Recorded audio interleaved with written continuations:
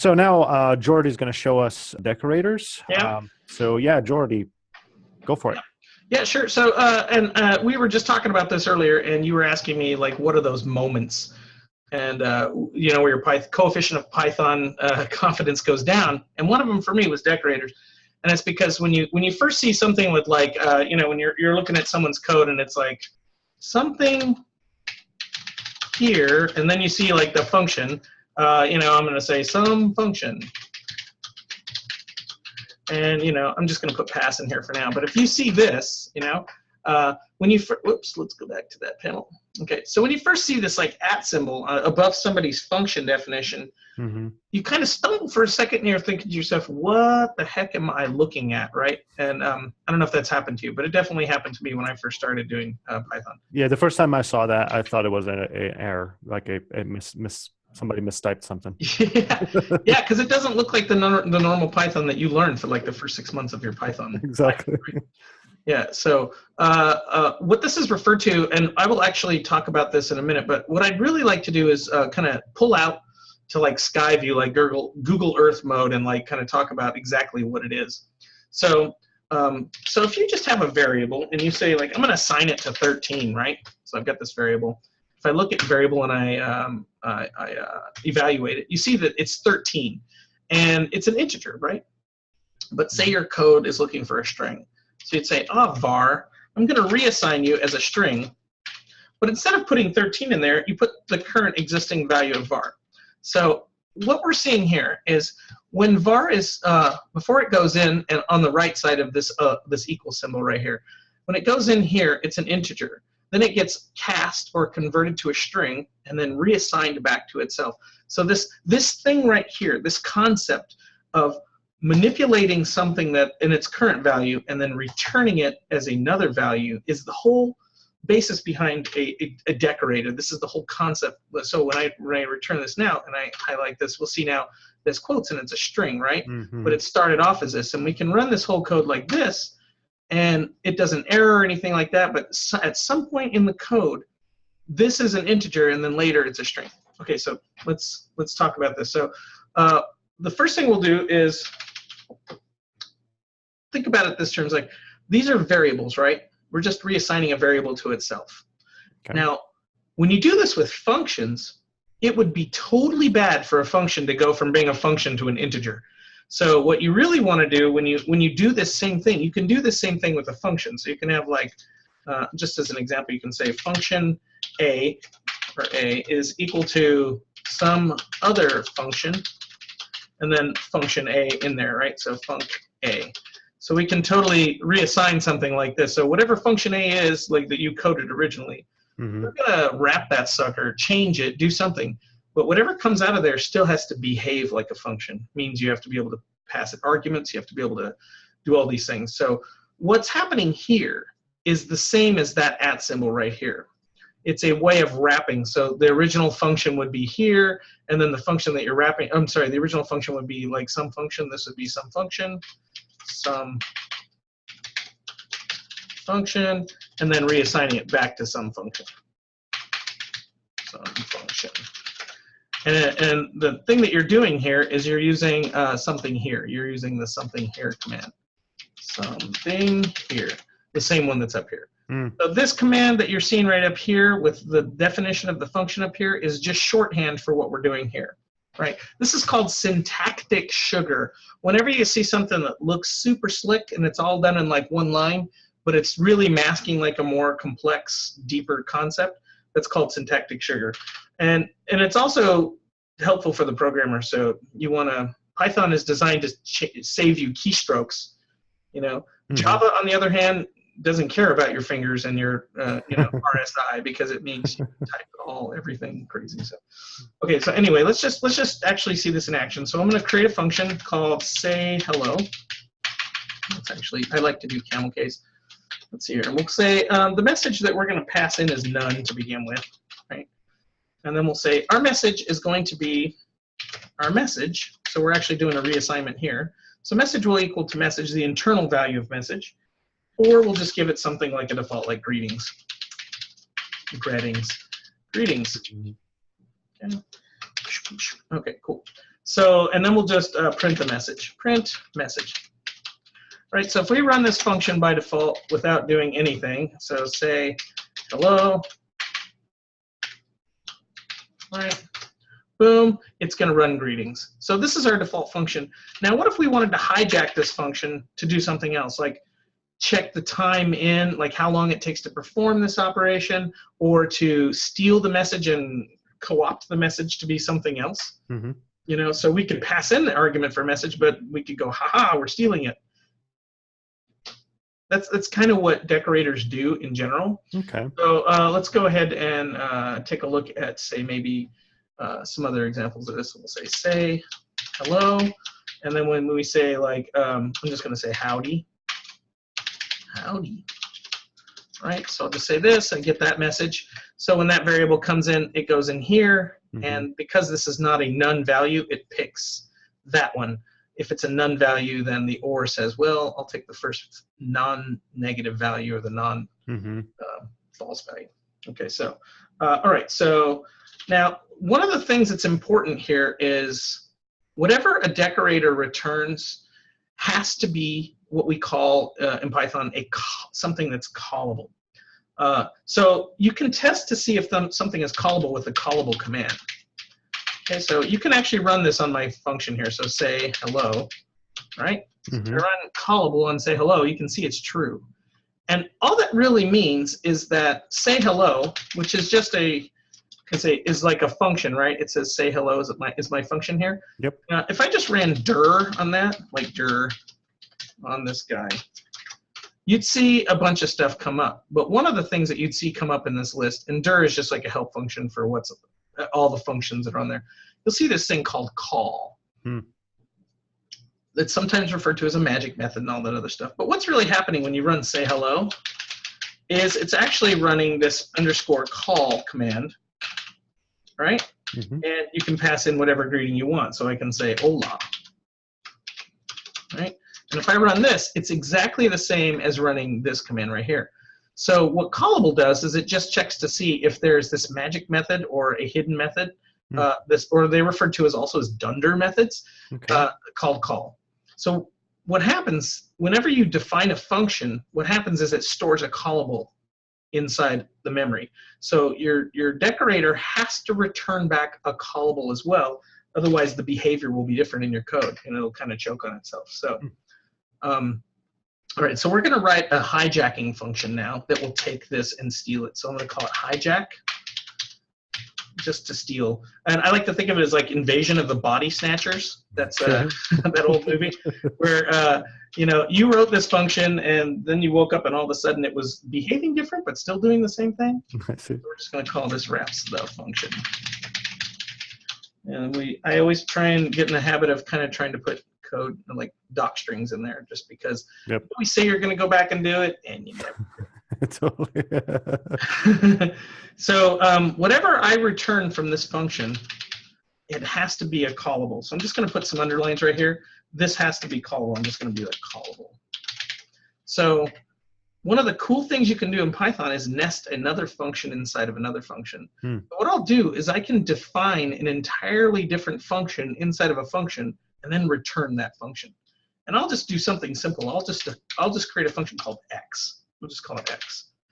Now here is something crazy here. Now, if you use this decorator on other, like more than just say hello, say you use it on some other one, you want to make these things as generic as possible so they can accept any kind of argument that you pass it, so that it will work. So you can use these decorators on all your functions.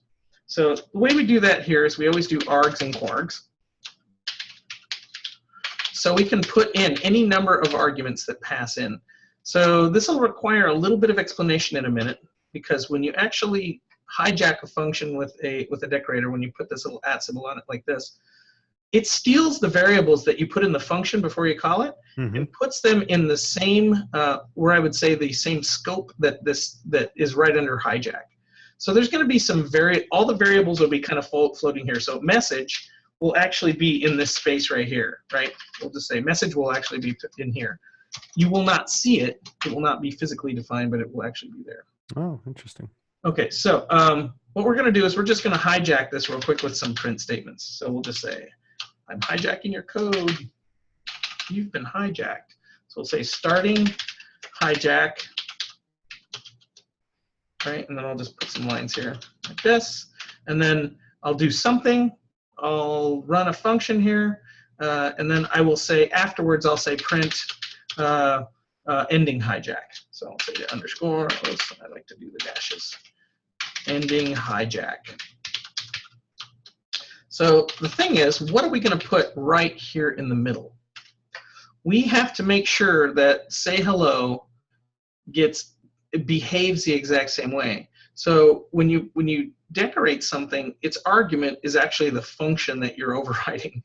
So that function, you still have to return and run that function. So that's what we'll actually do right here. We'll say func, and we'll actually just pass in args and quargs again.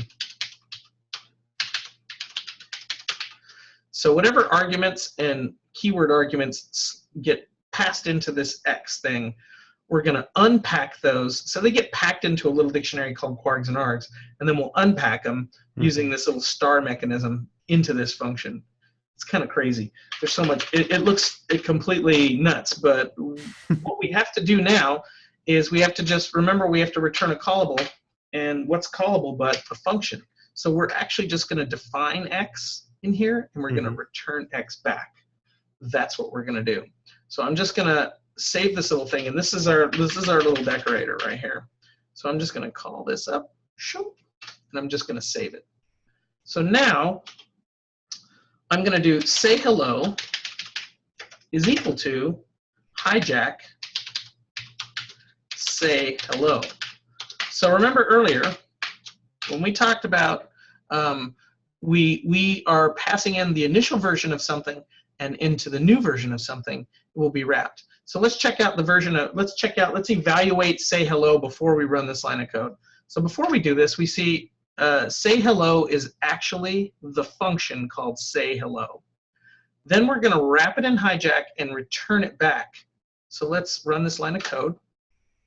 And now if we evaluate on this side of the equal sign, we'll see that now it's no longer say hello. Say hello is equal to X. We have successfully hijacked all of the functionality of this. And so now if we actually run say hello with a camel case, and we give it a greeting, we can just say just hello. Let's just be simple here. Let's not try and get too crazy. The demo. So if we run this and we print, we can see that X takes the function in, prints my little statement, takes the quarks and passes them into args and quarks again. And understanding what args and quarks are is the key to sort of doing this. Now I can hijack any function whatsoever, and it'll work. It'll just run this little print statement right here. So a lot of people will write something where they actually like import time in here, like import time, imports time. I'm not going to do that because we're running out of time, but but what you do is you do time, and then you do time start, time end, and then you can actually print like how long something takes. So what you can end up doing is putting this little timer on all your functions. So let's go all the way back to the beginning here. And what we're going to do is we're going to make something that looks just like this for our say hello function, right? So I'll take this, copy this, I'll bring it down here. All right. So I define hijack first, and I'm going to get rid of this line right here, get rid of this line, and then I'll just do add hijack like this. And all of that does what we just did in this demo. So if I run this line again now, and I evaluate what say hello is, it's going to tell me, I believe, X, right? So now when I run say hello, you know, it'll do whatever. It'll do the little print statement, so I can just say, golly, whatever, you know, it could be any message from it, and it'll run the little print and hijack. So this is all a decorator really is. Okay. And the cool thing is there's actually a bunch of tools built into Python to actually do what we just did here for you.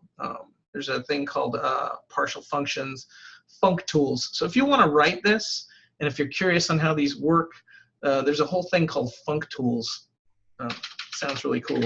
But you can, I'm not going to do it here, but basically the cool thing about functools is it'll also take your doc string from your original function. So if I had a doc string in here, so whenever you ran help on that function, it would pass back the original doc string.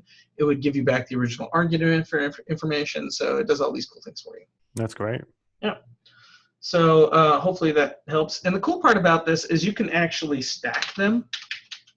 This is the cool part. You can stack other ones on top of this. So if I redefine say hello this way, and I ran golly, it would do double printing.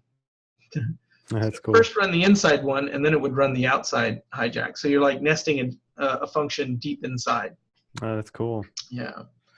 The key to remembering this is all the arguments that you pass into your original function end up right here.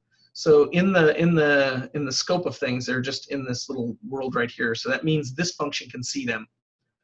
The function you're defining can see anything in its parent scope. So it can find anything that's actually in this whole scope right here. So whenever you create a, how would you call in this case, the hijack function? What is it the proper name for that? It's a decorator. Yeah. So that is a decorator. Okay. Yeah, it's a decorator. Yes. So and the definition of a decorator is any function that takes another function as its argument. I see. That is the definition of a decorator. Yeah. So then, how do you call the text in this case that comes after the @ sign? In this case, hijack. If somebody has to call it something.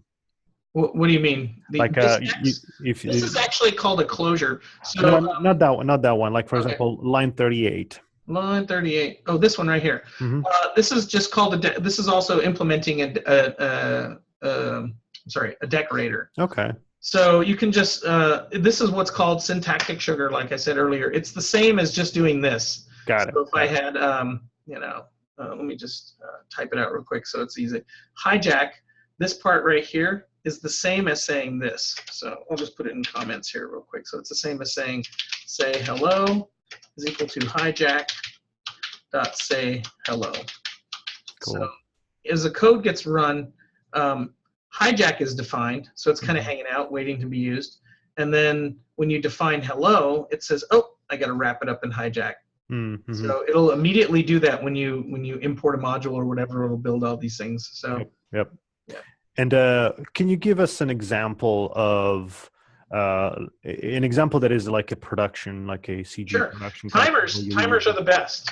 I mean, like I was saying earlier, we can import time. So instead of printing time right here, I will not do printing time, but what I can do is I can say time start is equal to time dot, let's see here, time. So whatever the time is when this function begins, I will do that, right? I will say, hey, this is great, time start. And then right after it, I'll do a time end. This is the most common production example, is a timer to see which part of your pipeline is taking the longest to perform. So this is like before memory profiling, you want to find out which one of my code, which one of my modules or functions is doing this. So you could say time end and then elapsed time. Let's just do this real quick. Elapsed time is equal to, and then you do the time end. Man, I am missing my camel cases today. Time end and time start.